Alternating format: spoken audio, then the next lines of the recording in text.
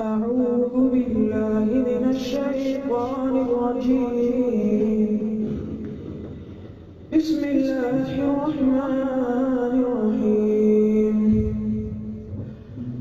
الرحمن علم القرآن خلق الإنسان علمه البيان.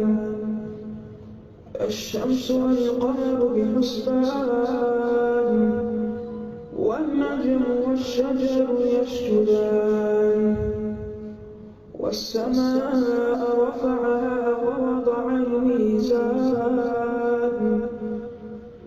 ألا تطغوا في الميزان وأقيموا الوزن بالقسط ولا تخسروا الميزان والأرض وضعها للأنام فيها فاكهة والنخل ذات الأكمام والحب ذو العصف والريحان فبأي